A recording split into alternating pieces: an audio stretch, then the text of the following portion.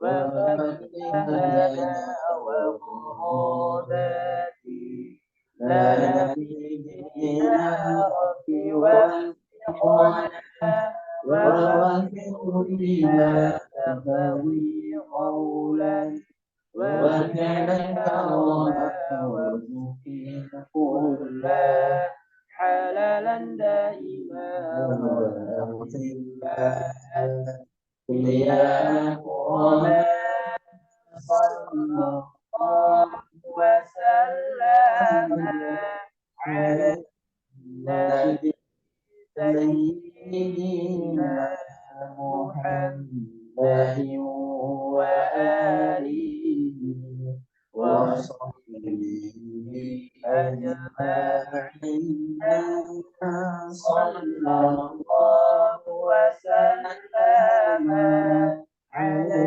النبي سيدنا محمد وآله وصحبه أجمعين.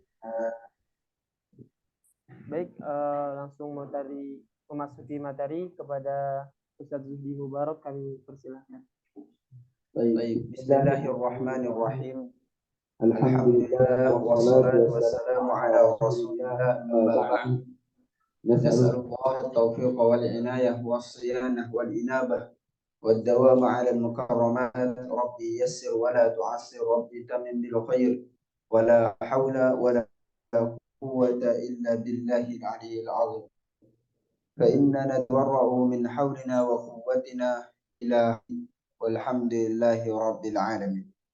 Baik ikhwani, kita masih pada bab libasi Rasulullah sallallahu alaihi wasallam, pakaian Rasulullah sallallahu alaihi wasallam. Terakhir kita memasuki hadis, atau terakhir kita ada pada hadis tentang ketika kita mendapatkan pakaian baru. Apa yang kemudian kita bacakan ketika mendapatkan pakaian baru?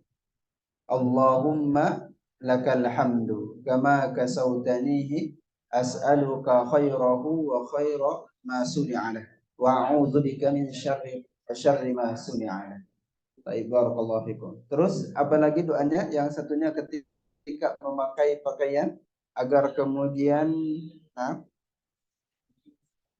min ghairi haudin minni wala quwwah.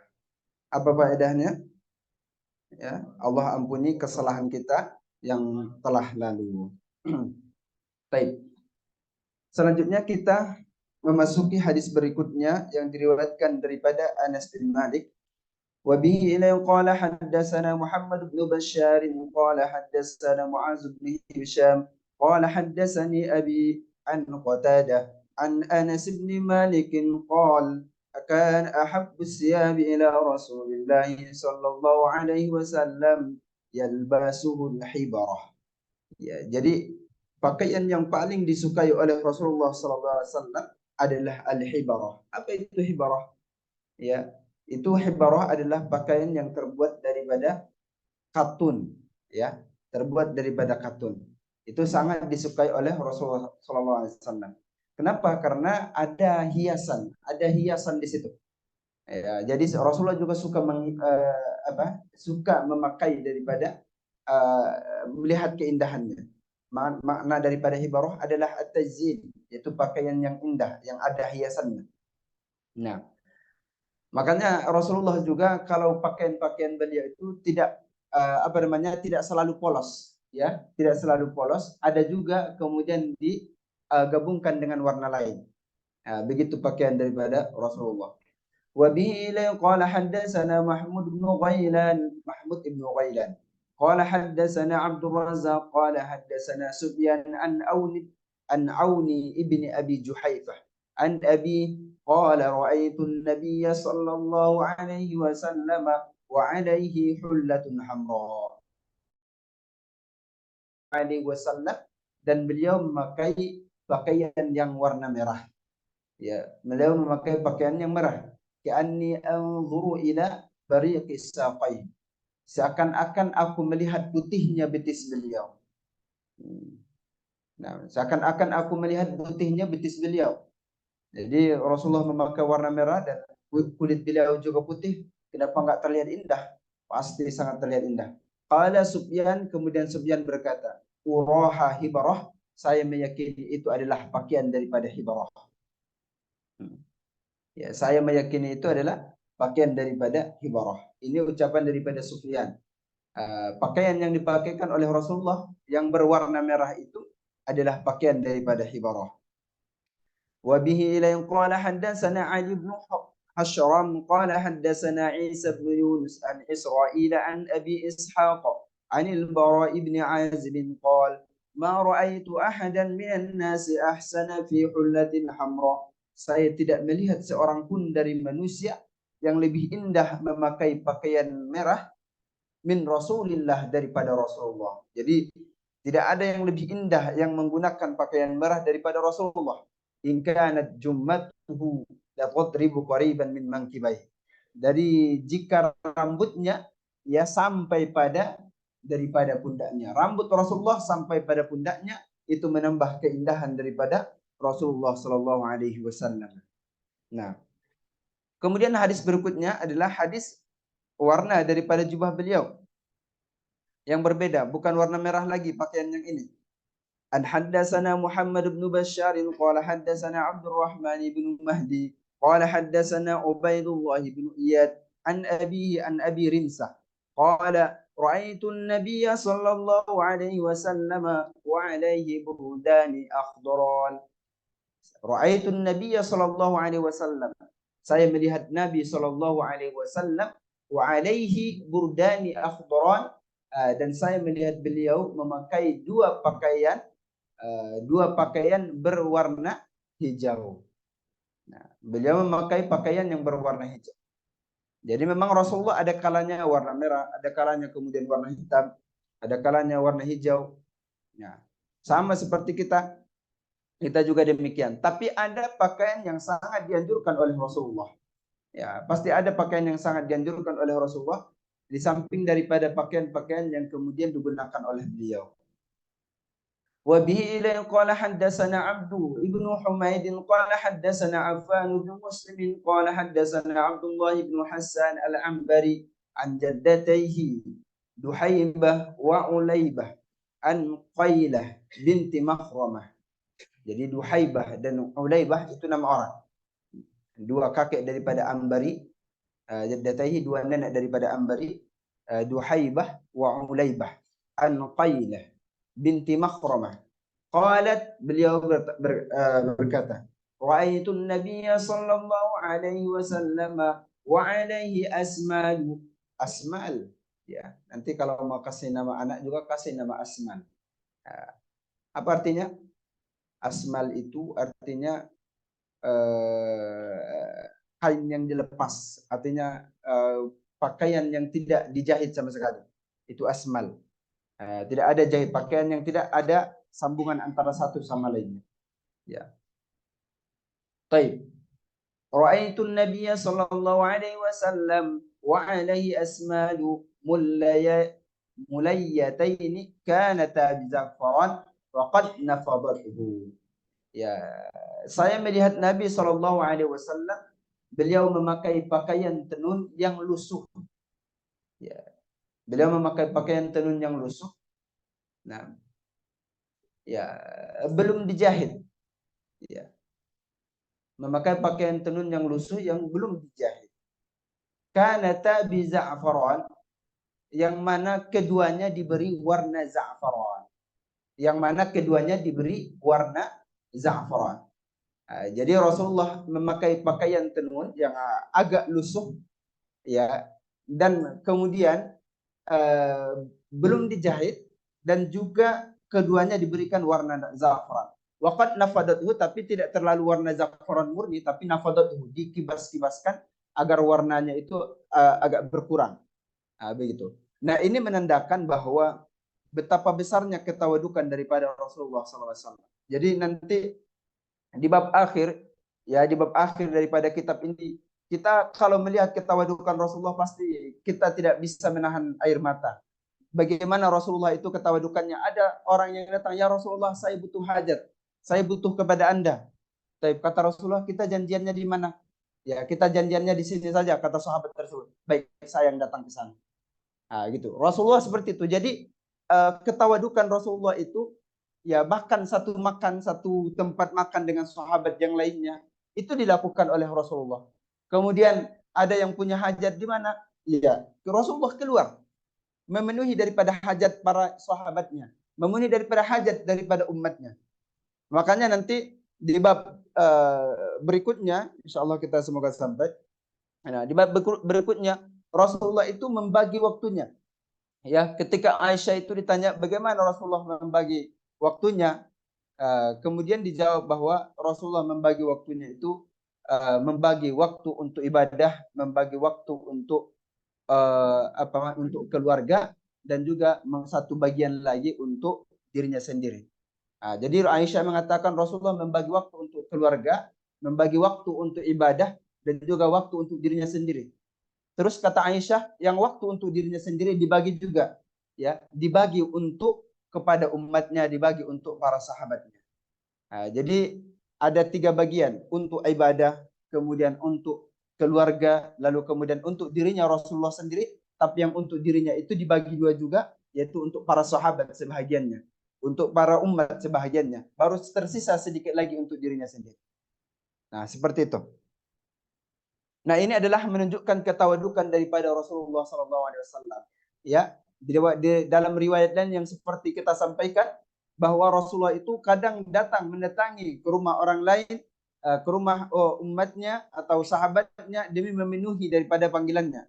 Ya, bahkan satu ketika ada yang mengundang daripada Rasulullah, dan yang mengundang Rasul itu menghidangkan makanan yang sudah tidak sampai pada basi, dan tidak sampai pada basi, tetapi sudah tidak pada asalnya gitu, tidak senikmat asalnya. Dan Rasulullah tahu itu, dan Rasulullah tahu yang dihidangkan makanan itu adalah makanan yang sudah tidak pada asalnya, pada awalnya gitu, sudah mengarah kepada basi tapi tidak sampai pada basi. Dan ketika diundang, orang itu cuma itu yang punya, tapi pengen sekali mengundang Rasulullah. Tapi Rasulullah hadir juga, dan Rasulullah makan juga. Nah, itulah kemudian Rasulullah menjawab daripada kebutuhan dan menjawab daripada menggembirakan daripada hati umatnya. Dan itu akan dibahas nanti di bab bagaimana khuluqu Rasulullah. Kalau kita sekarang membahas tentang bagaimana sifat fisik Rasulullah, nanti yang itu dibahas dalam sifat akhlaknya Rasulullah sallallahu alaihi wasallam. Nah, وبه إليه قال حدثنا قتيبة بن سعيد قال حدثنا بشر بن المفضل عن عبد الله بن عثمان بن قصيم عن سعيد بن جبير عن ابن عباس قال قال رسول الله صلى الله عليه وسلم عليكم بالبياض. Nah, ini pakaian. Ada sudah ada anjuran. Selama ini yang sebelum-sebelumnya Rasulullah menggunakan pakaian. Ada yang warna, kemudian warna hijau, warna merah, digunakan oleh Rasulullah. Ini ucapannya anjuran. Ya. Alaikum bil bayad, maka sebaiknya bagi kalian menggunakan pakaian putih. Ya. Alaikum bil bayad minas siyab, sebaiknya kalian menggunakan pakaian putih. Liyal basaha ahya'ukum, hendaklah yang hidup di antara kalian memakainya. Wa kafinu fiha mautakum, dan kafankanlah juga si mati kalian dengan kain putih. Jadi kita dianjurkan untuk menggunakan pakaian yang warna putih, dan juga dianjurkan untuk memberikan kain kafan kepada yang mereka yang telah hendak dimakamkan dan disolatkan dan juga dikuburkan. Fa innaha min khairi siyabikum, maka sesungguhnya warna putih adalah sebaik-baik pakaian kalian. Nah, jadi kenapa kemudian warna putih menjadi sebaik-baik? Karena dia jelas. Ya, kalau warna putih, maka kalau kotor terlihat jelas kotornya. Ya, terlihat sangat jelas. Atau kemudian lebih warna putih itu lebih nampak ya kebersihannya dibandingkan daripada warna lainnya. Nah, وبه قال حدثنا محمد بن بشار قال حدثنا عبد الرحمن بن مهدي قال حدثنا سفيان عن حكيم بن أبي شبيب عن سمرة بن جندب قال قال رسول الله صلى الله عليه وسلم البسوا البياض pakailah pakaian warna putih. Fa innaha adharu wa adyab, maka sesungguhnya lebih baik, lebih suci, wa adyabu, dan lebih baik. Ya, pakailah warna putih, fa innaha adharu wa adyab, maka sesungguhnya lebih suci dan lebih baik. Wa kafinu fiha mautakum, dan kafankanlah dengannya, dengan warna tersebut, si mati kalian. Nah, ini sepertinya hadis terakhir daripada bab ini. Dua lagi. Nah, wa bihi ila qala haddatsana Ahmad bin Mani' qala haddatsana Yahya ibn Zakaria ibn Abi Zaidah qala haddatsana abi an Mus'ab ibn Syaibah an Safiyah ibn Syaibah an Aisyah qalat kharaja Rasulullah sallallahu alaihi wasallam zata ghadatin. Suatu ketika Rasulullah pergi di waktu pagi. Kharaja Rasulullah sallallahu alaihi wasallam zata ghadatin. Suatu ketika Rasulullah pergi di waktu pagi, wa alaihi mirtun min sya'rin aswad, dan beliau memakai pakaian dari bulu yang berwarna hitam. Dan beliau memakai pakaian pakaian dari bulu yang berwarna hitam. Jadi di sini Rasulullah menggunakan pakaian hitam, yang tadi juga menggunakan warna hijau. Nah, sebelumnya menggunakan warna merah, dan Rasulullah juga menganjurkan warna putih. Nah, jadi sebenarnya sifat anjurannya tidak sampai pada wajib, ya, tidak sampai pada wajib.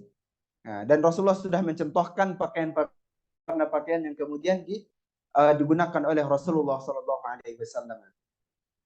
Wa bihi ila qala haddatsana Yusuf ibnu Isa qala haddatsana Waqi' qala haddatsana Yunus ibnu Abi Ishaq an Abi an Sya'bi an Urwata ibn al-Mughirah ibn Syu'bah an Abi anna an-nabiy sallallahu alaihi wasallam labisa jubbatan, bahwa Nabi sallallahu alaihi wasallam menggunakan jubah, memakai jubah rumiyatan, yang terbuat daripada rum. Nah, yang terbuat dari rum, dhayiqatal kummain, yang sempit lengannya. Jadi jubah Rasulullah terkadang kemarin gimana kumnya, lengannya itu agak longgar. Ya, longgar. Kalau sekarang juga sempit. Ya, jadi bagaimana bisa sempit? Mungkin karena dikancing. Mungkin karena dikancing. Ada kancingannya. Yang sebelumnya komisnya Rasulullah itu lengannya agak longgar. Di sini juga dalam riwayat ini lengan daripada jubah Rasulullah itu terlihat sempit. Ya, jadi Rasulullah itu memakai daripada jubahnya juga tergantung model yang kemudian ada pada di tangan beliau. Ya, ada yang ada di tangan beliau. Tapi tentu ada syarat-syarat yang kemudian kita lakukan dalam memakai pakaian itu. Dari dalam Islam kan sudah diajarkan adab-adab untuk memakai pakaian. Ya, yang pertama, yang pertama sudah kita jelaskan kemarin dan hari ini sudah kita ulangi. Ketika mendapatkan pakaian baru, yaitu membacakan doa, Allahumma lakal hamdu kama kasautani. Yang kedua, ketika memakai daripada pakaian, maka membaca doa alhamdulillahillazi kasani hadza min ghairi haulin minni wala quwwah. Dan yang ketiga, adabnya itu adalah ketika memakainya, yaitu memakai dengan menggunakan sebelah kanan dahulu, mendahulukan sebelah kanan, pakai terus sarungkan sebagian kanan dan sarungkan bagian kiri. Jadi dahulukan bagian daripada kanan. Kemudian yang keempat adalah tidak memakai pakaian yang terlalu tipis dan juga sempit. Ya, jadi kata Rasulullah, sinfani min ahlin nar, ada dua golongan yang masuk neraka. Nah, jadi diantaranya adalah qaumun qaumun wanisaun, ya, wanisaun kasiyatun mumilat ma'ilat. Jadi perempuan-perempuan yang kemudian terlihat kasiat, ya, ariyat kasiat. Jadi ariyat itu tidak berpakaian, kasiat artinya pakaian yang kemudian terlihat nampak daripada lengkuk tubuhnya, bentuk daripada tubuhnya nampak. Itu tidak dibenarkan. Ya, tidak dibenarkan. Meskipun katanya tapi menutup aurat. Iya, menutup aurat, tetapi memperlihatkan bentuk tubuhnya itu tidak diperkenankan dan itu menyalahi daripada berpakaian. Kemudian selanjutnya adalah menghindar daripada menyerupai pakaian yang khusus bagi laki-laki atau pakaian yang khusus bagi perempuan. Jadi laki-laki dilarang untuk menyerupai pakaian daripada perempuan, dan juga perempuan dilarang untuk menyerupai pakaian daripada laki-laki. Tapi ingat, pakaian khusus, ya, yang ini pakaian ini khusus untuk perempuan, maka tidak boleh lagi dipakai laki-laki. Ini pakaian ini khusus untuk laki-laki, maka tidak boleh lagi dipakai perempuan. Adapun pakaian yang kemudian biasa pada umumnya dipakai laki-laki dan biasa pada umumnya dipakai perempuan, maka tak jadi masalah. Ya, misalnya sandal yang swallow. Swallow apa? Iya, sandal itu kan umum dipakai laki-laki dan dipakai perempuan. Nah, itu nggak jadi masalah. Ya, nggak jadi masalah. Meskipun itu dipakai oleh perempuan, lalu kemudian Anda pakai tiba-tiba pakai itu, nggak jadi masalah. Ya. Atau Anda juga laki-laki memakai itu nggak jadi masalah. Ya, karena umum. Tapi kalau pakaiannya pakaian yang khusus bagi perempuan dan sandalnya sandal khusus, lalu dipakai sugeng, ini bagus kelihatannya ada bunga-bunganya gitu. Ya, dipakai oleh sugeng, ya. Jadi itu jadi haram. Ya, jadi haram. Ya, begitu juga dengan perempuan. Nah, itu bagian dari. Makanya Rasulullah mengatakan la'anallahu al-mutasyabbihina minar rijali bin nisa wal mutasyabbihati minan nisa'i birrijal. Allah melaknat ya mereka yang menyerupakan laki-laki terhadap perempuan dan perempuan terhadap laki-laki. Jadi harus dijaga itu. Jadi ada orang yang kadang hal seperti ini tidak memperdulikan. Dia menganggap ini adalah sepele dan menganggap enteng terhadap hal ini. Jadi ketika lihat pakaian sandal emaknya, udah sebentar doang kok katanya itu. Dipakai sandal emaknya keluar, tapi udah menyalahi daripada menyalahi sunnah. Kemudian yang selanjutnya adalah diharamkan memakai sutra dan emas bagi pakaian sutra dan emas bagi laki-laki. Ya, diharamkan. Bagi laki-laki itu diharamkan. Tapi kalau sutra untuk perempuan itu kemudian diperbolehkan. Ya, kalau untuk perempuan itu diperbolehkan. Nah, hurrima libasul hariri wadh-dhahabi ala dzukuri ummati. Kata Rasulullah, diharamkan pakaian yang terbuat daripada sutra terhadap kaum laki-laki daripada umatku, diharamkan. Tapi adapun untuk perempuan maka tidak jadi masalah. Kemudian yang terakhir daripada bab adab daripada berpakaian ini yang perlu kita bahas adalah tentang ma'asfalal ka'bain. Jadi ada hadis ma'asfalal ka'baini finnar. Jadi yang melewati daripada dua mata kaki itu masuk neraka. Jadi maksudnya adalah ma'al khuyala. Jadi beserta ada niat kesombongan. Jadi orang yang kemudian memakai pakaian melewati daripada dua mata kaki beserta ada niat kesombongan, ini yang kemudian haram. Ini yang kemudian dilarang oleh Nabi. Ya, kalau kemudian tidak sampai pada melewati batas dua kaki, maka tidak sampai pada derajat haram, tidak sampai pada keharaman. Maka kemudian ketika Rasulullah mengatakan hadis ini bahwa ma'asfalal ka'bain finnar, yang di bawah dua mata kaki itu masuk neraka, sampai pada saat itu Sayyidina Abu Bakar itu menanyakan, bagaimana dengan saya ya Rasulullah? Karena Abu Bakar kebiasaan beliau itu adalah pakaiannya dan jubahnya melewati daripada dua mata kaki.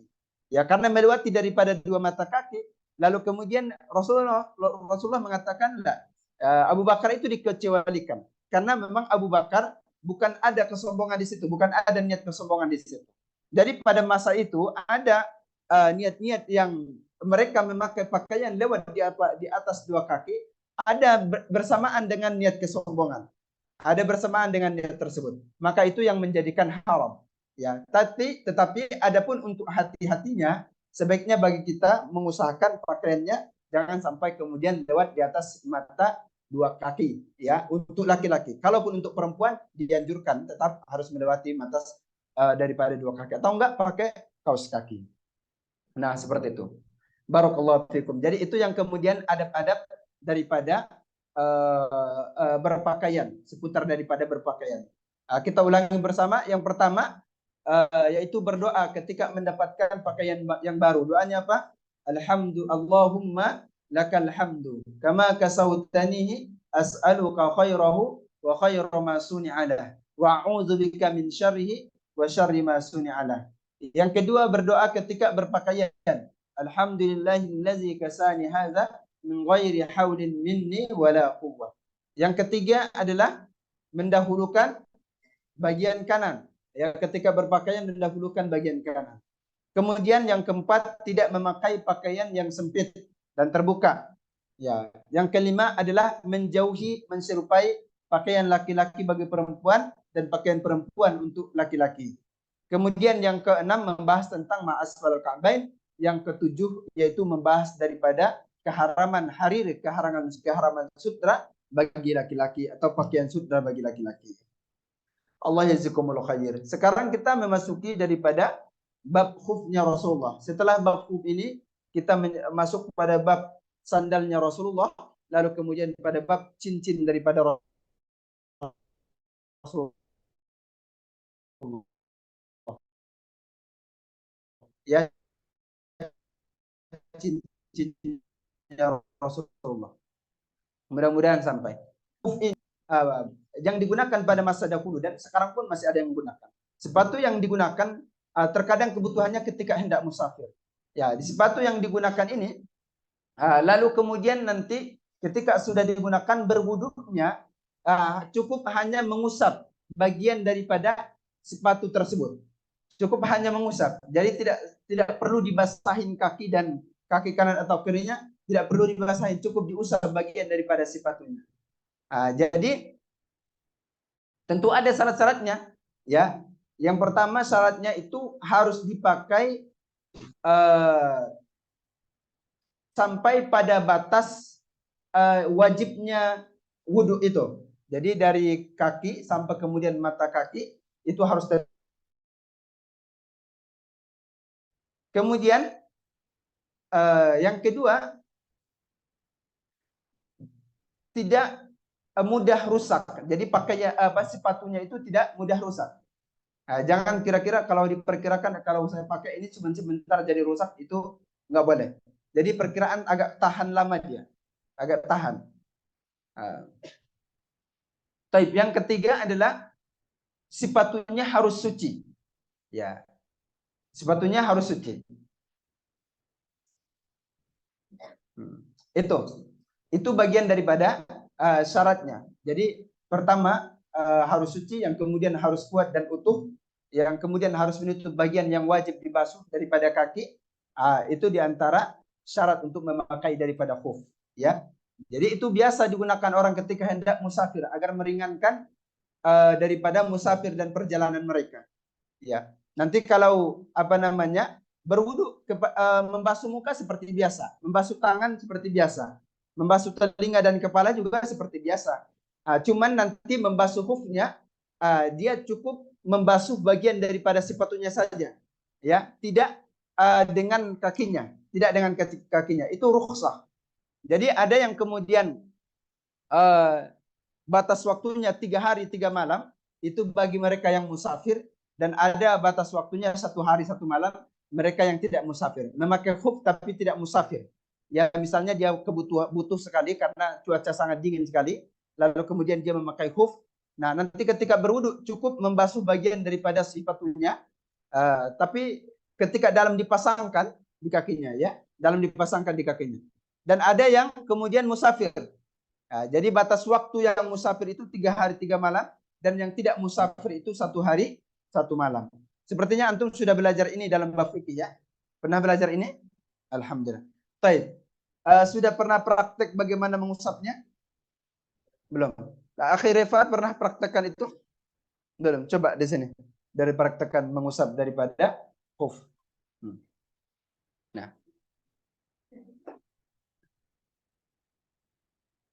Nah, silakan. Nah, oke.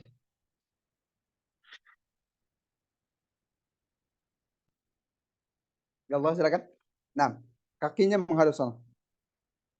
Iya. Bentar. Jadi kalau untuk berwuduknya dia sama berwuduk dan telinga itu sama. Tapi ini sudah terpasang hook. Lalu kemudian taruh ini tangan, ya, di bagian ini. Ya, taruh tangan di bagian sini. Ini akhir. Ya, ini di bagian sini. Ya, taruhkan. Sampai kemudian usapkan sampai pada sepatunya, sampai bagian atasnya gitu. ya diusapkan. Tapi dengan syarat ini sudah basah dengan air, sudah basah dengan air. Ya seperti itu. Nah, itu daripada sunnahnya. Ya. Kemudian ada ada hal yang membatalkan daripada khuf itu sendiri, yaitu terlihatnya bagian kaki yang harus ditutupi. Bagian kaki yang harus ditutupi apa? Dari ujung kaki ini sampai pada dua mata kaki, ya, sampai dua mata kaki. Dari ujung kaki sampai dua mata kaki harus tertutup. Ya, kalau itu terbuka maka jadi khufnya jadi tidak sah, ya, khufnya jadi tidak sah. Tapi bagaimana kalau khufnya itu dia warnanya gimana? Terbuka, warnanya itu warna putih yang kemudian terlihat kulitnya. Nah, terlihat kulitnya itu bagaimana? Nah, apakah masih dikategorikan dengan tertutup atau tidak? Ya masih dinamakan dengan tertutup karena maksud daripada tertutup di sini adalah tertutupnya daripada air, terhalangnya kaki ini daripada air, bukan terhalangnya daripada pandangan. Jadi kalau ada model khususnya dia transparan, ya nggak jadi masalah. Nah, yang penting dia tertutup daripada air. Kemudian yang kedua, batas waktunya tidak boleh melewati batas waktu. Jadi berwudu atau mengusap khuf itu harus sesuai dengan batas waktunya. Kalau dia tidak sedang musafir berarti cukup 1 hari 1 malam. Ya, kalau kemudian dia sedang musafir maka dia 3 hari 3 malam. Ya, kalau kemudian lewat daripada batas-batas tersebut maka sudah batal daripada ketentuan daripada khufnya. Kemudian yang ketiga yang membatalkan daripada khuf itu adalah si pemakai memiliki kewajiban mandi. Ya, kalau memiliki kewajiban mandi, maka kemudian khufnya juga jadi batal. Ya, 3 hal ini yang kemudian membatalkan daripada penggunaan khuf, membatalkan daripada penggunaan khuf. Nah, dari bab khuf ini kita ada 2 hadis.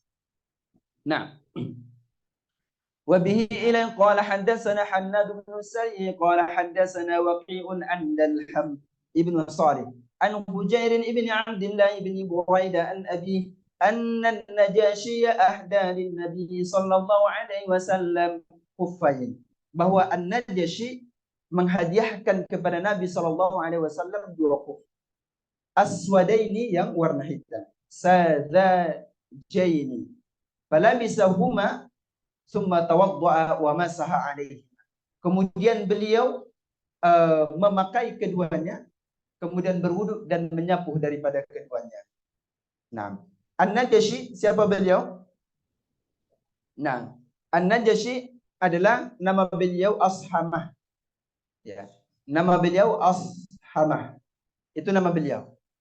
Jadi An-Najashi ini seorang raja yang la yuzlam fihi ahad.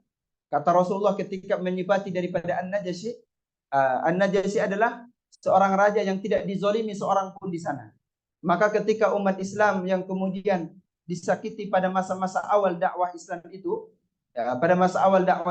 Rasulullah kasihan terhadap umatnya lalu menyuruh untuk berhijrah. Dan Rasulullah menyuruh berhijrah kemana? Ke negeri Habasyah.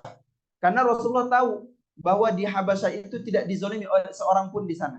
Ya, itulah yang saat itu yang menjadi pemimpinnya adalah Ashamah. Itu yang menjadi pemimpin daripada Habasyah pada saat itu. Maka umat Islam pada tahun kelima daripada dakwah Islam, umat Islam itu berhijrah sekitar 80 orang ke Habasyah. Hijrah pertamanya ya ke Habasyah yang kemudian kita sampaikan kemarin bahwa termasuk Ummu Salamah yang pertama kali wanita yang hijrah yang ikut serta dalam hijrah tersebut. Maka ketika daripada hijrah umat muslimin ke negeri Habasyah, ketika mereka hijrah, maka orang-orang Arab itu, orang-orang Quraisy dan orang-orang musyrik Quraisy itu mereka merasa tidak nyaman, ya. Orang muslim yang kemudian hijrah ke sana ketika di Makkah mereka sakiti, ketika sudah hijrah mereka juga tidak tenang. Jadi maunya mereka itu orang muslim itu jangan hijrah ke Habasyah dan tetap tinggal di Makkah agar mereka tetap bisa menyakiti daripada orang muslim, agar mereka tetap bisa agar niatnya mereka kembali kepada agama mereka gitu. Maka pada saat itu musyrikun Quraisy itu mengutus Amr bin As. Antum tahu itu, mengutus dua orang, Amr bin As sama Abdullah bin Abi Rabi'ah. Ya, mengutus Amr bin As dan Abdullah bin Abi Rabi'ah dan membawa hadiah-hadiah terbaiknya kepada Ashama, kepada Raja Najasyi, agar kemudian orang-orang muslim yang 80 orang itu dikembalikan ke negeri Makkah. Ya. Lalu mereka mengatakan mengadu domba seperti ini. Jadi Amr bin As ini punya kemampuan komunikasi yang sangat baik. Sampai kemudian Amr bin As mengatakan kepada Najasyi bahwa telah datang minna, orang-orang dari kami itu telah datang kepada Anda dan mereka sedang berada di wilayah Anda dan mereka adalah tukang kacau. Dan mereka mengacaukan negeri kami di sana dan mereka meninggalkan agama nenek moyang kami. Sampai kemudian mereka sudah pindah dan hijrah dan berada di wilayah kerajaan. Dan itu sudah diberikan hadiah. Maka untuk itu kata Amr bin As, kalau bisa memastikan orang-orang itu yang dari kami itu sekitar 80 orang itu kembalikan kepada kami lagi. Kemudian inilah kebijakan daripada An-Najasyi. Beliau tidak langsung mengiyakan, ya, beliau tidak langsung percaya. Inilah seorang hakim yang sesungguhnya. Ya, saya tidak akan menyerahkan kepada kalian sebelum saya mendengarkan daripada mereka. Nah, itu kata An-Najasyi sampai kemudian dipanggil. Ya, dipanggil daripada utusan yang umat muslim yang 80 orang itu, termasuk yang mewakili di situ siapa? Ja'far. Ya. Ja'far itu paman daripada Rasulullah SAW. Nah, itu yang kemudian menjadi mewakili daripada Rasulullah. Maka terjadi perbincangan antara Amr bin As dengan Ja'far di hadapan An-Najasyi, ya, di hadapan An-Najasyi. Maka kemudian pertanyaannya semuanya, pertanyaan yang kemudian diajukan semuanya adalah pertanyaan yang An-Najasyi itu bisa menyimpulkan kebenaran daripada Islam itu. Ya, kebenaran daripada Islam. Karena An-Najasyi sudah mempelajari daripada Islam itu daripada kitab-kitab sebelumnya, kitab Taurat dan kitab Injil. Ya, ketika Ja'far menceritakan bagaimana Rasulullah dan sifat Rasulullah dan bagaimana kemudian yang diajarkan oleh Rasulullah. Lalu kemudian An-Najasyi mengatakan, ini yang saya temukan dalam kitab Taurat dan Injil. Nah, itu kata An-Najasyi. Ya, makanya beliau sudah ketika dikabari tentang tentang Rasulullah, beliau ingin mendalami sampai kemudian Rasulullah An-Najasyi membacakan surat daripada surat yang dikirimkan oleh Rasulullah, itu An-Najasyi menangis. Ya, An-Najasyi menangis karena beliau sudah mempelajari daripada Rasulullah dan sudah yakin akan kebenaran Rasulullah dengan ciri-ciri yang disebutkan. Ya, seperti itu. Maka dari situ umat muslim yang ada di Habasyah pada saat itu mendapatkan perlindungan lebih, mendapatkan keamanan lebih daripada An-Najasyi. Karena beliau sudah mengimani dan mempercayai daripada Rasulullah. Tapi tidak sempat. Beliau tidak sempat bertemu dengan Rasulullah. Beliau beriman dan beliau juga mempercayai Rasulullah, tapi tidak sempat bertemu dengan Rasulullah SAW. Sehingga ketika wafat daripada An-Najasyi, jadi Rasulullah itu hanya mensolatkan ghaib. Ya, Rasulullah mensolatkan ghaib daripada An-Najasyi.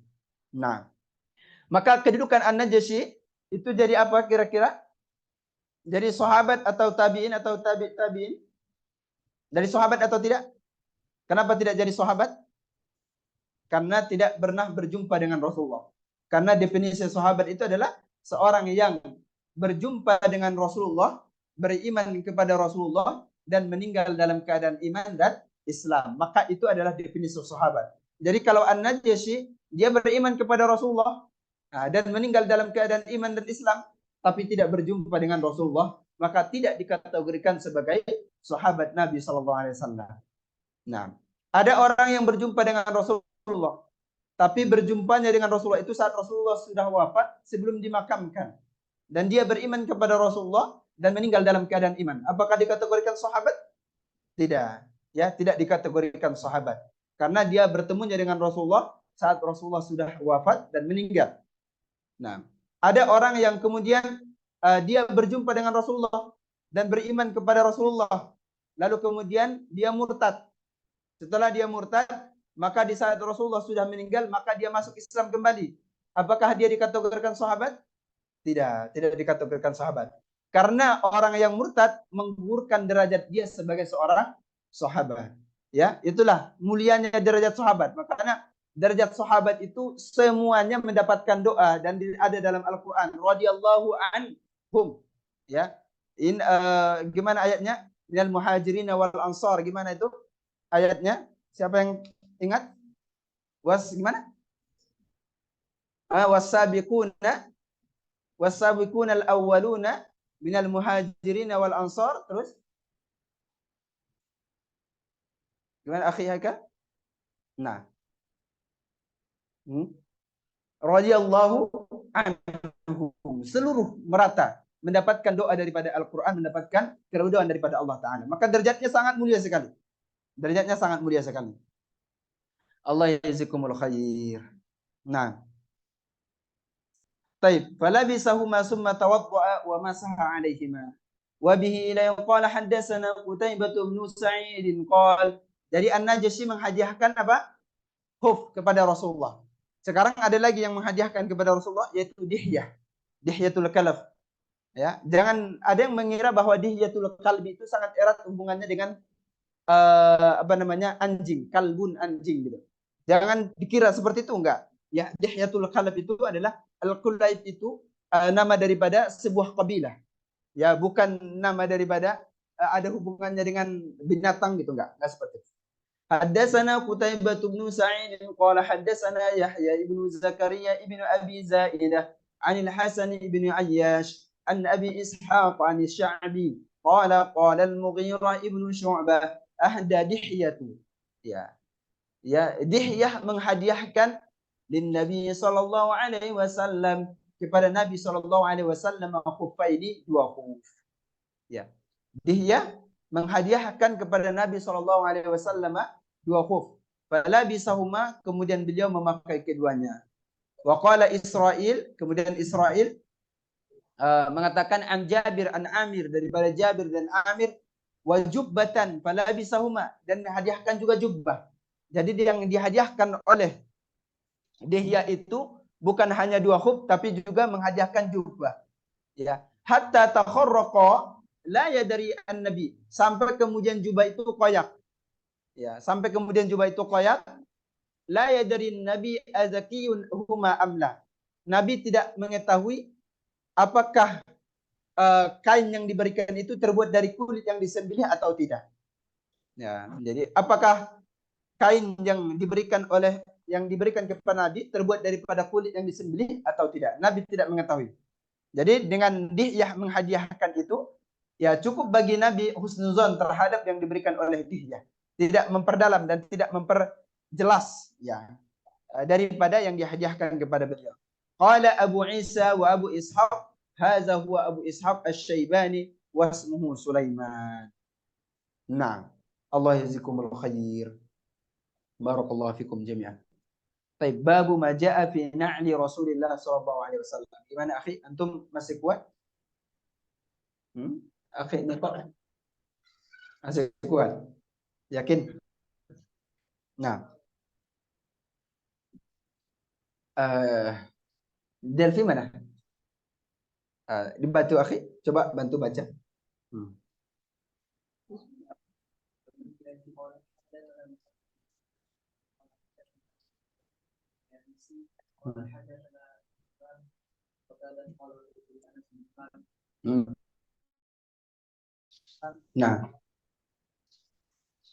Nah, jadi ini diriwayatkan daripada Anas bin Malik. Ketika ditanya, kaifa kana na'lu Rasulillah? Bagaimana kemudian sifat daripada sandalnya Rasulullah sallallahu alaihi wasallam? Ini pernah seperti yang saya sampaikan bahwa apapun yang berkaitan dengan Rasulullah jadi mulia, ya, sampai pada sandal yang dipakai kemudian menjadi pembahasan daripada umat. Itulah daripada kemuliaan Rasulullah SAW. Bagaimana sifat sandal Rasulullah SAW? Qala lahuma, kemudian beliau berkata, lahuma kibalani. Ya, ada dua kibal. Kibal itu ada dua jepitan jari. Ada dua jepitan jarinya. Jadi dua sandal Rasulullah itu ada dua jepitan dari di bagian depan. Ya, dia bagian depan. Jadi kalau sekarang itu kan kebanyakan hanya ada satu. Dan yang pertama melakukan itu Abu Bakar. Yang pertama melakukan sandal yang ada satu jepitan itu yaitu Abu Bakar. Kemudian diikuti oleh Umar dan begitu juga Utsman. Tapi Rasulullah itu sandal beliau itu ada dua. Dua daripada jepitannya. Yang pertama itu nanti ke sini, bagian ini ke sini, ya satu ke sininya antara apa namanya telunjuk dan ini apa namanya telunjuk sama ibu jari. Yang satunya nanti dari antara yang tengah itu dengan jari manis. Nah, jadi di situ ada dua daripada model sandal Rasulullah, ya. Nah, maka yang kemudian satu jepitan itu, ya, satu jepitan itu adalah sandal daripada Abu Bakar, ya. Abu Bakar merubah punya model, ayo bikin model baru yuk kata beliau. Ya, ya. Begitulah seiring berjalannya masa. Dan juga bukan hanya gitu, jadi terkadang juga Rasulullah, jadi tergantung nyamannya daripada Rasulullah memakai sandal tersebut. Kadang digeser ke sebelah sininya lagi. Tapi yang jelas ada dua daripada jepitan bagian depan daripada jempitan daripada sandal Rasulullah SAW. Nah, wabihi ila qala haddatsana Abu Quraib bin Muhammad ibn al-Ala qala haddatsana Waqi'un an Sufyan an Khalid al-Hazza an Abdullah ibn al-Haris an Ibn Abbas qala kana lin-na'li Rasulullah sallallahu alaihi wasallam kibalani masniun shiraquhuma. Jadi dua kibal yang setiap talinya terbagi menjadi dua. Ya, dua kibal ya yang setiap talinya terbagi menjadi dua. Jadi ini kalau dijelaskan pun antum kayaknya lebih tepat itu melihat fotonya ya. Melihat foto daripada sandal Rasulullah. Ya, jadi setiap kibal itu ada dua apa? Ada dua tali. Tapi nanti itu terhubung, ya. Masniun syiraquma itu terhubung, nanti tali itu terhubung di tengah-tengahnya. Ya, terhubung di tengah-tengahnya. Begitu. Baik. Lalu kemudian adab daripada adab memakai sandal. Ya. Kemudian adab daripada adab memakai sandal. Ya. Bagaimana adab memakai sandal? Adab memakai sandal yaitu apa? Mendahulukan daripada sebelah kanan. Kalau kemudian sandal Anda hilang, ya, sandal Anda hilang sebelah. Ya. Kemudian Delvi sandalnya hilang di masjid. Lalu kemudian sandalnya ternyata ketemunya 500 meter dari sini. Bagaimana Delvi? Apakah kemudian dipasang sebelahnya lalu kemudian berjalan menuju sandal sebelahnya lagi? Tidak. Ya, tidak boleh seperti itu. Adabnya menyalahi daripada adab memakai sandal. Jadi caranya kalau kemudian sandal lagi agak jauhan sebelah di sana, maka itu lian al-huma, dua-duanya dicopot dulu. Ya, sama sekali jangan pakai sandal. Ambil lalu kemudian dipasangkan dua-duanya.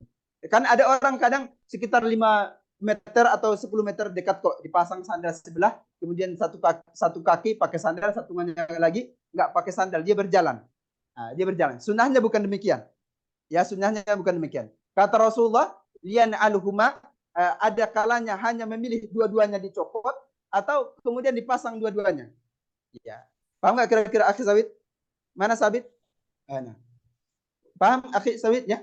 Bagaimana kalau Anda kehilangan sandal sebelah? Sandal masjid, kemudian satunya ada di situ, satunya lagi ada di depan karim. Bagaimana Anda melakukannya? Solusinya gimana? Apa? Iya, dibawa ya. Jangan dipakai sebelahnya. Ya, jangan dipakai sebelah. Ya. Begitu. Jadi adabnya begitu. Adabnya ada dan adabnya sudah diajarkan oleh Rasulullah, tapi kadang kita sering lalai. Ya, kita sering lalai. Meskipun sedekat apapun itu, jangan sampai pernah menjalankan kaki kita dengan kaki sebelah. Ya. Kenapa? Karena Rasulullah mengatakan fa inna syaitana yamshi bina'lin wahidah. Maka sesungguhnya syaitan itu berjalan dengan satu atau agar kita tidak menyerupai syaitan dalam memakai sandal, maka sama sekali itu dicopot. Sama sekali dicopot. Ya. Begitu. Alasannya itu karena syaitan itu memakai sandal. Oh, ternyata baru tahu Roshid. Ternyata syaitan punya sandal juga gitu. Kira-kira syaitan itu punya sandal menghindari dari apa? Kira-kira Roshid. Kenapa syaitan itu punya sandal? Hah? Kenapa syaitan punya sandal? Kira-kira menghindar. Kalau Anda jelas menghindar dari apa gitu. Hah? Jadi ini tugas Sabit sama Delphi. Kenapa syaitan itu dapat? Tanyakan saya lagi. Barakallahu fikum. Ya, itu dalam hadis disebutkan syaitan itu memakai sebelah ya sandal ya, memakai sandal tapi cuma sebelah doang. Begitu. وبه إليه قال حدثنا أحمد بن منيع قال حدثنا أبو أحمد الزبيري قال حدثنا عيسى بن طهمان قال أخرج إلينا أنس بن مالك النعلين جردوين لهما قبلان قال فحدثني ثابت بعد أن أنس أنهما كانتا نعلي النبي صلى الله عليه وسلم. Jadi jaradawain itu adalah dua sandal yang tidak ada rambutnya, yang tidak ada bulunya. Karena sandal daripada Rasulullah dan juga sandal pada masa itu masih sering terbuat daripada kulit ya, kulit hewan. Jadi ini adalah Anas bin Malik meriwayatkan bahwa akhraja ilaina Anas bin Malik. Anas bin Malik mengeluarkan dua sandal Rasulullah jardawaini yang tidak ada rambutnya, lahuma kibalani yang kemudian memiliki daripada dua kibal. Haddatsani Sabitun ba'du an Anas annahuma kanata na'lain Nabi sallallahu alaihi wasallam, menceritakan kepadaku Sabit ba'd sesudah Anas, ya Sabit menceritakan kepadaku sesudah Anas annahuma kanata na'lain Nabi sallallahu alaihi wasallam, yang itu adalah merupakan dua sandal daripada sandal Nabi sallallahu alaihi wasallam. Nah, حدثنا إسحاق بن موسى الأنصاري قال حدثنا معن قال حدثنا مالك قال حدثنا سعيد بن أبي سعيد المقبوري عن عبيد بن جريج أنه قال لابن عمر رأيتك تلبس النعال السبتية. Saya melihatmu menggunakan sandal sibtiyah. Saya melihat Anda menggunakan sandal sibtiyah. Sandal sibtiyah ini apa? Ya, sandal sibtiyah ini adalah sandal yang terbuat daripada kulit sapi, ya. Sandal yang terbuat daripada kulit sapi. Nah, itu sandal daripada sibtiyah. Qala inni ra'aitu Rasulullah sallallahu alaihi wasallam, saya melihat Rasulullah sallallahu alaihi wasallam menggunakan sandal yalbasun ni'ala allati laisa fiha sya'r, menggunakan sandal yang tidak ada rambutnya, wa yatawaddau fiha, dan berwudu dengannya, fa ana uhibbu an albasaha, dan saya menyukai memakainya. Nah, di sini adalah membuktikan syiddat tatabbu'i, ya, bagaimana antusiasnya para sahabat atau Umar mengikuti daripada Rasulullah sallallahu alaihi wasallam. Nah, حدثنا إسحاق بن منصور قال حدثنا عبد الرزاق عن معمر عن ابن أبي ذئب عن صالح مولى التوأمة عن أبي هريرة قال كان لنعل رسول الله صلى الله عليه وسلم كبلان, adalah bagi sandal Rasulullah sallallahu alaihi wasallam dua kibal, ya, dua kibal. Nah, ini mukarrarah, hadisnya berulang-ulang. Nah, kemudian wabihi ilai qala haddatsana Ahmad bin Mani' qala haddatsana Abu Ahmad qala haddatsana Sufyan anis Sudi qala haddatsani bin man sami'a Amr ibn Quraish yaqulu ra'aitu Rasulullah sallallahu alaihi wasallam, saya melihat Rasulullah sallallahu alaihi wasallam yusalli salat fi na'laini, dengan dua sandal makhsufatain, ya, makhsufatan itu yang dihubungkan satu dengan lainnya. Jadi makhsuf itu adalah dhammu syai' ila syai', menghubungkan satu dengan yang lain. Ya. Wa khasafun na'li ma'nahu kharzuha bi ayyi dhamma ba'du ajza'iha ila al-ba'd. Jadi salat dengan dua sandal yang dihubungkan satu sama lainnya. Nah, Nah, kemudian ketika Sayyidah Aisyah ditanya tentang apa sih yang dilakukan oleh Rasulullah di rumahnya, nah, ini menggambarkan ketawadukan daripada Rasulullah dan juga menggambarkan bagaimana beliau memperlakukan daripada istrinya. Kaifa kana an-nabiyyu yasna'u fi baiti. Apa yang dilakukan oleh Nabi ketika berada di rumahnya. Kemudian Rasulullah qalat kama yasna'u ahadukum. Ya seperti yang dilakukan oleh kalian. Kata Sayyidah Aisyah begitu. Seperti yang dilakukan oleh kalian. Yakhsifu na'lahu wa yuraqqi'u sawbahu. Terkadang menjahit pakaiannya dan juga merapikan dan membersihkan daripada sandalnya dan memperbaiki daripada sandalnya. Nah, jadi tidak menampakkan bahwa sisi seakan-akan raja, seakan-akan bos, tidak. Ya, seperti halnya dengan manusia pada umumnya yang bisa dilakukan oleh Rasulullah, Rasulullah melakukannya. Nah, itu menandakan daripada ketawadukan daripada Rasulullah SAW. حدثنا إسحاق بن موسى الأنصاري قال حدثنا معن قال حدثنا مالك عن أبي الزناد عن الأعرج عن أبي هريرة أن رسول الله صلى الله عليه وسلم قال لا يمشين أحدكم, janganlah kalian berjalan ya fi na'lin wahidah, dengan sandal sebelah, ya dengan satu sandal. Janganlah kalian berjalan dengan satu sandal.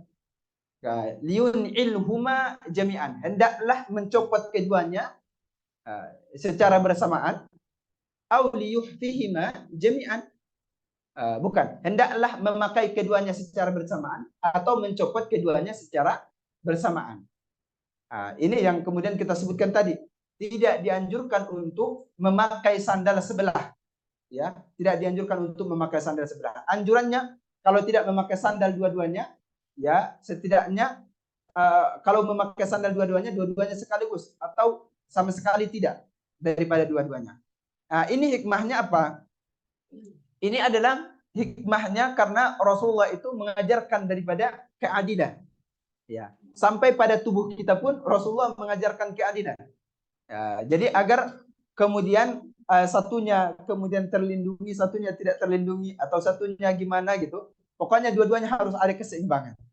Itu kalau di syarahnya disebutkan agar ada keseimbangan, ya, agar ada keseimbangan. Maka lantaran itu Rasulullah juga melarang gini. Naha Rasulullah sallallahu alaihi wasallam anil qaza. Rasulullah itu melarang daripada mencukur rambut seorang anak sebelah. Ada orang dicukur rambut sebelahnya, terus sebelahnya dibiarkan. Dan itu Rasulullah melarang. Kenapa? Karena Rasulullah mengajarkan keseimbangan. Pada tubuh kita, pada rambut kita pun diajarkan keseimbangan. Kalau sebelahnya dicopot, ya sebelahnya harus dicopot. Kalau enggak, sama sekali jangan sama-sama dicukur gitu. Nah, begitulah dengan juga sandal kita. Begitu dengan sandal kita, kaki kita. Kalau satunya pakai sandal, satunya harus pakai lagi, atau dua-duanya jangan. Jadi Rasulullah dalam beberapa konteks mengajarkan hal seperti itu. Nah, taib, barakallahu fikum. Taib, yang kedua, hikmah yang kedua, yang pertama tadi adalah mengajarkan keadilan sampai pada tubuh kita sendiri. Rasulullah mengajarkan keadilan sampai pada tubuh kita sendiri. Yang kedua hikmahnya agar tidak menyerupai syaitan, yang sudah kita sebutkan tadi. Ya, karena dalam riwayat inna syaitana yamshi bin na'lil wahidah. Sesungguhnya syaitan itu berjalan dengan satu sandal. Berjalan dengan satu sandal. Berarti hikmah yang kedua mengajarkan keadilan, yang kedua agar tidak menyerupai daripada syaitan. Nah,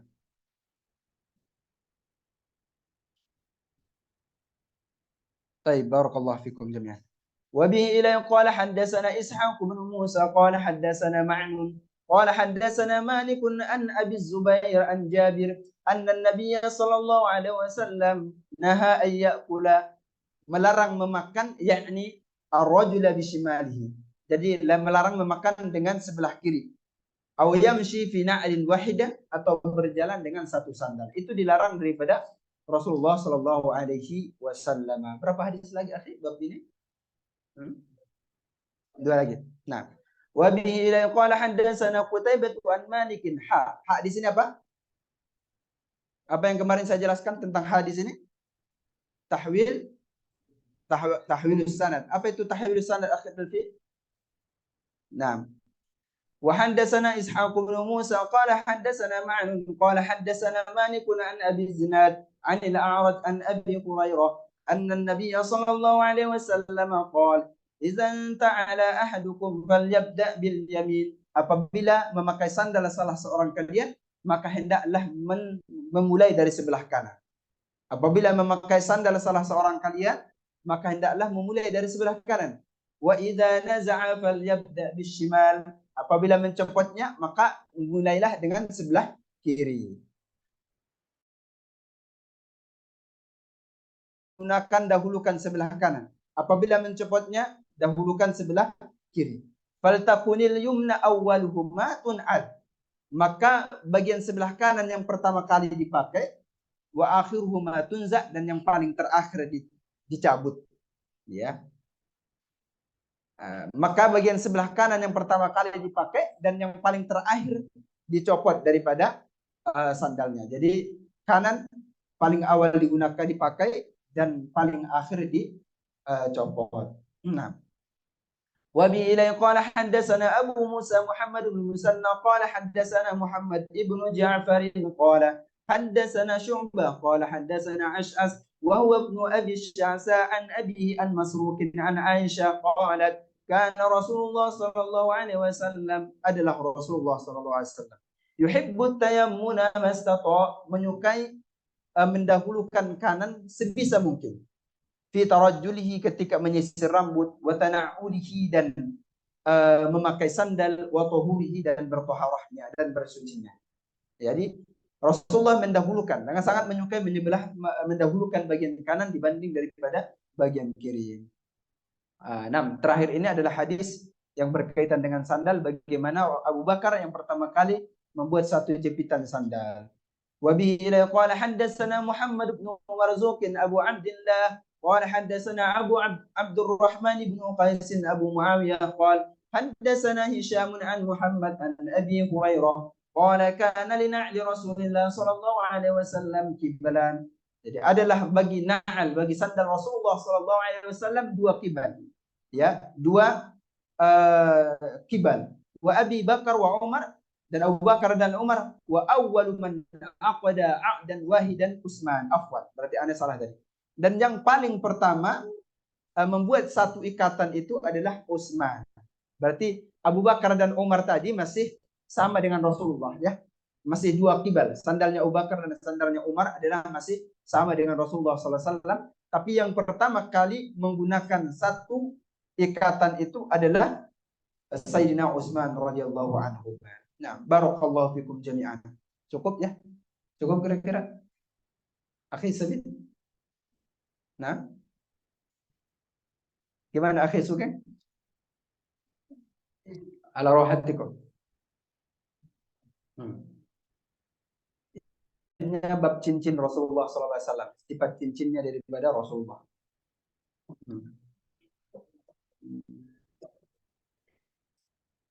Nah, bagaimana antum? Khalas. Khalas. Ala rohatikum. Atau dibaca daripada bab cincin Rasulullah? 10 menit lagi. Iya, boleh. Baik. Baik, baik.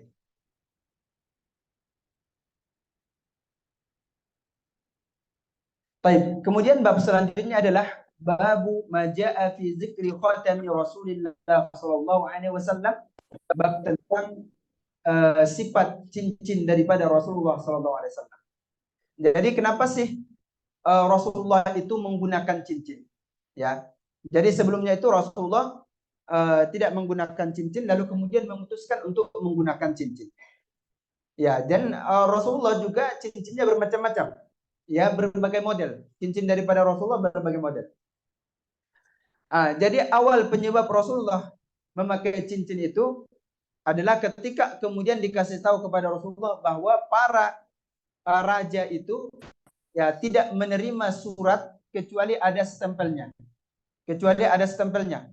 Maka kemudian Rasulullah itu menggunakan cincin sekalian menjadi stempel daripada surat-surat yang akan dikirimkan. Jadi cincinnya itu sekalian menjadi stempel.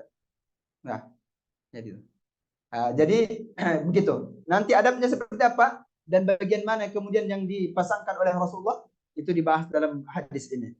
Nah, jadi penyebabnya adalah karena para raja tidak menerima surat tanpa ada stempelnya, maka Rasulullah membuat cincin yang sekaligus menjadi berfungsi untuk stempel daripada Rasulullah SAW yang tertulis dalam cincinnya itu Muhammadur Rasulullah. Nah, وبه لا قال حدثنا قتيبة بن سعيد وغير واحد عن عبد الله بن وهب عن يونس عن ابن شهاب عن أنس بن مالك قال كان خاتم النبي صلى الله عليه وسلم من ورق وكان فصه حبشيا. Nah, jadi adalah cincin Nabi Sallallahu Alaihi Wasallam. Nah, adalah cincin Nabi Sallallahu Alaihi Wasallam terbuat daripada fiddah. Apa itu fiddah? Nah, berat. Jadi terbuat daripada fiddah. Wa kana fassuhu habasyian, dan adalah ukirannya itu daripada batu Habasyah. Daripada batu Habasyah. Jadi ada ukirannya. Nanti ukiran yang tertulis dalam cincin Rasulullah tertulis apa? Muhammad Rasulullah. وبه قال حدثنا قتيبة قال حدثنا أبو عوانة عن أبي بشر النافع عن ابن عمر أن النبي صلى الله عليه وسلم اتخذ خاتما من فضة. Nabi SAW menggunakan cincin daripada fiddah. Fakana yakhtimu bihi wa la yalbasu. Dan Nabi kemudian yakhtimu bihi, menstempel dengannya dan tidak memakainya. Jadi ada riwayat mengatakan bahwa ada cincin yang khusus untuk stempel Nabi dan ada cincin yang khusus dipakai oleh Nabi. Jadi di sini riwayat ini adalah riwayat yang ini menjadikan apa? Membuat cincin yang terbuat daripada fiddah tetapi cuma digunakan untuk menyetempel tapi tidak digunakan. Berarti ini apa? Ya, cincin yang khusus kegunaannya apa? Kegunaannya untuk stempel Nabi doang. Jadi bukan Nabi tidak pernah memakai cincin. Ya, Nabi memakai cincin, cuman ini cincin, kebetulan cincin yang ini dikhususkan untuk stempel Nabi SAW. Jadi nanti jangan bingung, kok di sini Nabi tidak pernah memakainya, hanya stempel doang. Tapi di riwayat lain ada Nabi memakai cincin, berarti biar disatukan. Ya, ada yang khusus untuk stempel dan ada yang khusus untuk gunakan cincin oleh Rasulullah SAW. Dan dahulunya juga Rasulullah sebenarnya awal-awalnya juga menggunakan cincin terbuat daripada emas. Lalu kemudian Rasulullah dikhawatirkan umatnya juga akan berlebih-lebihan dalam hal ini, maka Rasulullah meninggalkan sampai kemudian beliau menggunakan daripada fiddah. Ya, tadinya awalnya Rasulullah menggunakan dari emas, lalu kemudian Rasulullah melarang umatnya untuk menggunakan daripada emas. Maka fiddah diperbolehkan bagi laki-laki, kalau emas tidak diperbolehkan. Kalau perempuan tidak ada larangan. Ya. Qala Abu Isa Abu Bishrin ismuhu Ja'far ibnu Abi Wahsyiyah. Nah, حدثنا محمود بن غيلان قال حدثنا حفص عن عمر بن عبيد والقنافسي قال حدثنا زهير أبو خيثمة عن حميد عن أنس بن مالك قال كان خاتم النبي صلى الله عليه وسلم من فضة فصه منه. Jadi Nabi SAW cincinnya terbuat daripada fiddah dan ukirannya ada di situ. Ya, ada ukirannya fassuhu habasyiyah. Ada ukiran di dalamnya. Nah, jadi cincin Rasulullah SAW, ya, kemudian cincin yang kemudian setelah wafat Rasulullah, kemudian cincin itu diwariskan daripada Abu Bakar. Ya, diwariskan kepada Abu Bakar, tanda daripada kepemimpinan, kekhilafahan. Kemudian dari Abu Bakar diwariskan kepada Umar. Setelah Umar meninggal diwariskan kepada Utsman. Kemudian setelah Utsman itu, maka disitulah jatuh cincin Rasulullah itu di sebuah sumur.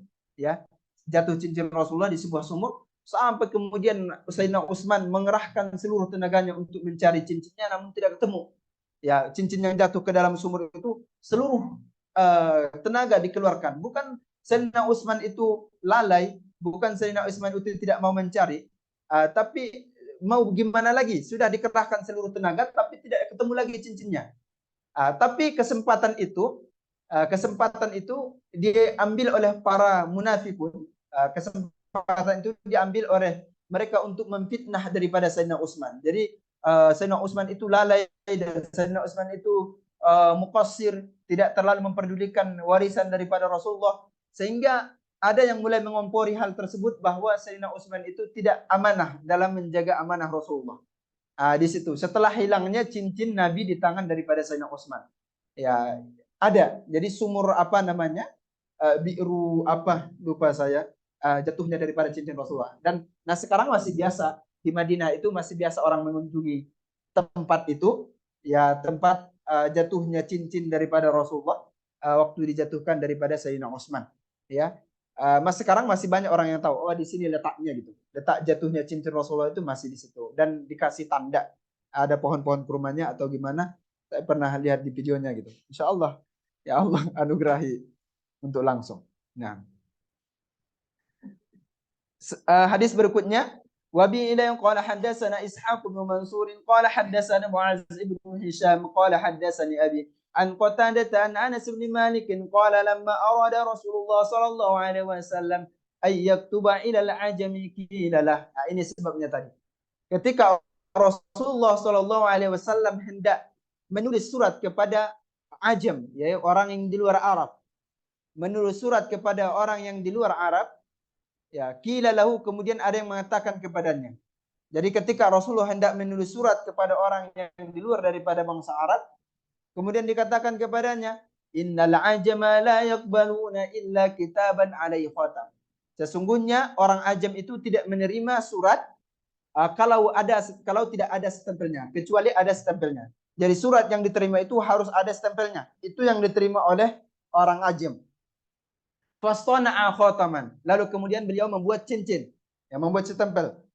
Faka'anni anzur ila bayadihi fi kaffihi, sampai seakan-akan aku melihat putihnya ada di tangannya, di telapak tangan daripada Rasulullah sallallahu alaihi wasallam. Haddatsana Muhammad bin Yahya qala haddatsana Muhammad ibnu Abdullah al-Ansari qala haddatsani abi an Usamamah an Anas bin Malik qala naqshu khatami Rasulillah, adalah ukiran daripada cincin Rasulullah itu Muhammad sadrun. Jadi Muhammad satu baris, wa Rasulun satu baris, wallah dan lafaz Allah satu baris. Jadi Muhammad satu baris. Kemudian Rasul satu baris lagi. Kemudian Allah satu baris lagi. Maka kemudian ketika Rasulullah hendak memasuki WC, maka cincinnya dicopot karena ada nama agung di situ, nama daripada nama Allah Subhanahu wa taala. Jadi Muhammad Rasulullah. Sekarang ada yang menjual cincin-cincin model kayak gitu. Ya, model ukiran daripada Muhammad Rasulullah SAW. Wa bihi la qala haddatsana Nasr ibn Ali al-Jahdami wa Abu Amr qala haddatsana ibn Qais an Khalid ibn Qais an Qatadah an Anas bin Malik anna an-nabiy sallallahu alaihi wasallam kataba ila Kisra, menulis surat ke Raja Kisra.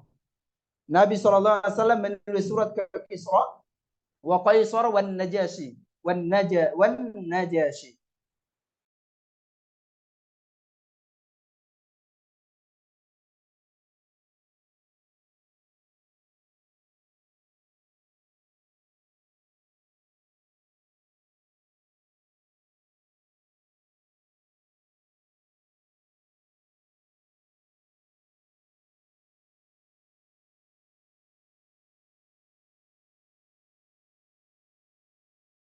Ada stempelnya.